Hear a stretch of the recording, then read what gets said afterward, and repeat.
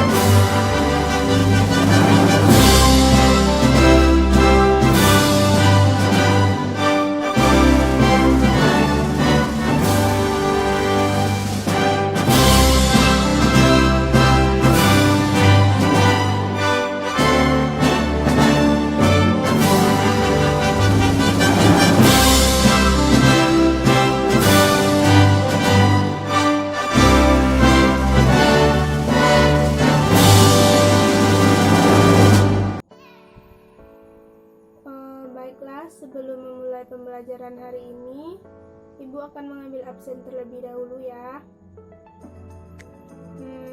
Yang pertama, Rami Mulyani hadir, Mutiara Fika hadir, Alfi Azura,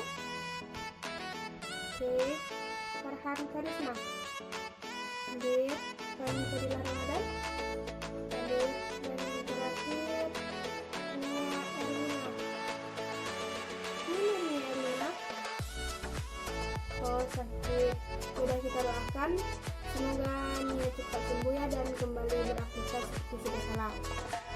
Nah, sebelum kita masuk materi pada hari ini, yaitu tentang norma dan keadilan. Ibu mau Anda semua masih mengingat materi minggu yang lalu. Ada yang tahu apa materi minggu lalu? Ya, silahkan Rami Mulyani. Iya, betul. Materi minggu lalu mengenai perumusan dan penetapan Pancasila sebagai dasar negara yang mencakup pembentukan BPUPKI, perumusan dasar negara. Nah, dalam materi minggu ini mengenai norma dan keadilan, siapa yang tahu apa itu norma? Ya, silakan Alfia Zura. Iya. Masih ada lagi yang ingin berpendapat?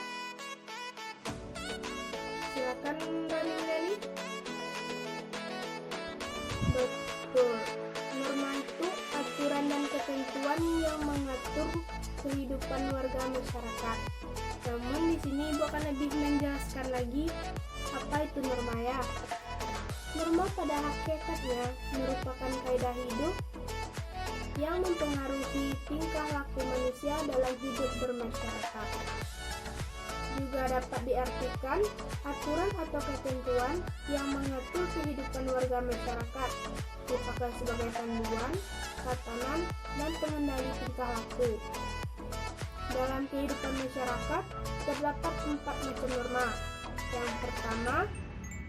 Yang pertama yaitu norma kesopanan. Yang kedua, norma kesusilaan. Yang ketiga, norma agama. Dan yang keempat, norma hukum.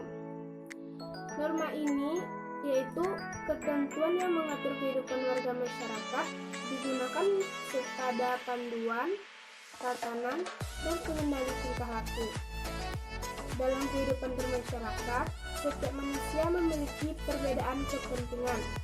Untuk melindungi kepentingan dan menghindari perselisihan akibat perbedaan kepentingan tersebut, diperlukan adanya aturan hidup yang disepakati bersama yang dinamakan dengan norma.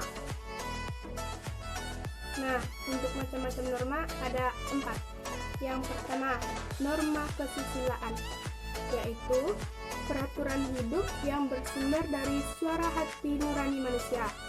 Misalnya, tidak mengambil dompet seseorang yang terjatuh atau yang tertinggal. Yang kedua, tidak menyontek pada saat ulangan atau ujian.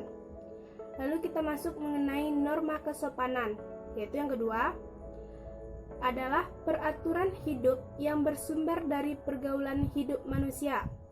Misalnya, menggunakan tangan kanan atau menunjukkan sesuatu dan lain sebagainya. Menghargai orang yang lebih tua. Ya. Yang ketiga, kita masuk dengan norma agama, yaitu peraturan hidup yang bersumber dari wahyu Tuhan.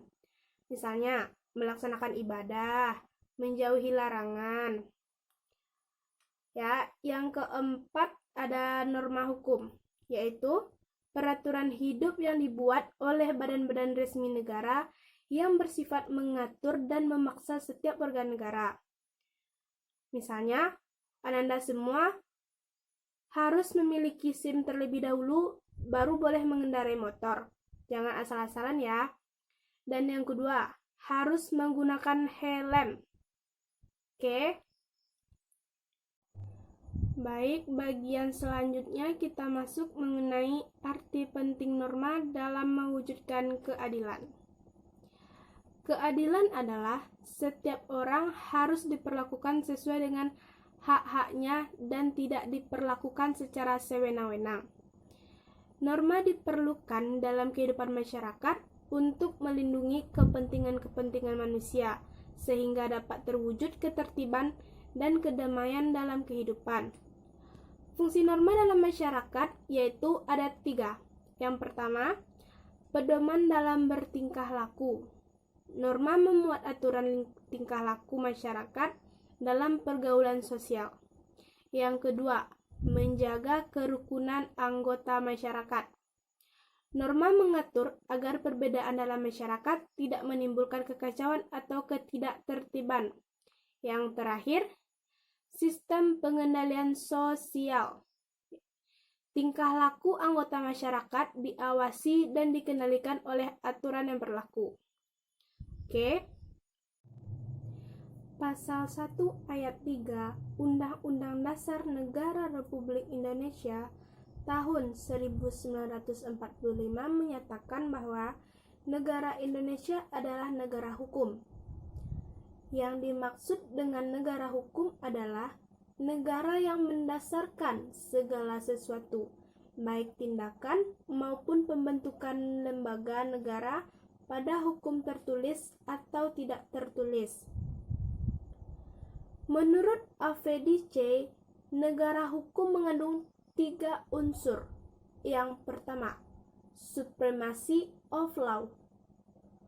Dalam arti tidak boleh ada kesewenang-wenangan sehingga seseorang warga harus dihukum jika melanggar hukum. Yang kedua, equality before of law. Setiap orang sama di depan hukum, tanpa melibatkan status dan kedudukannya, baik itu rakyat maupun pejabat. Yang ketiga, human rights. Diakui dan dijaminnya hak asasi manusia dalam undang-undang atau keputusan pengadilan.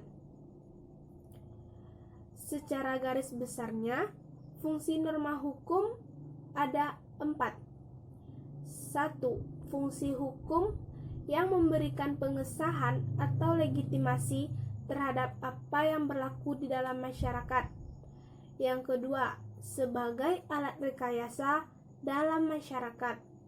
Yang ketiga, sebagai sarana pembentukan masyarakat, khususnya sarana pembangunan.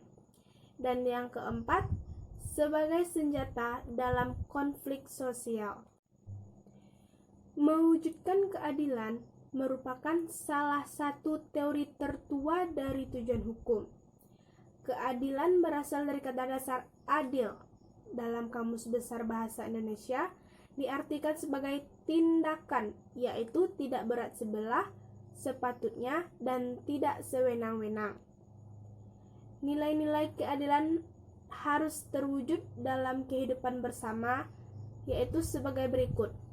Yang pertama, keadilan distributif, yaitu suatu hubungan keadilan antara negara terhadap warganya, dalam arti pihak negara yang wajib memenuhi keadilan dalam bentuk keadilan membagi, dalam bentuk kesejahteraan, bantuan, subsidi, dan kesempatan hidup bersama yang didasarkan atas hak dan kewajiban.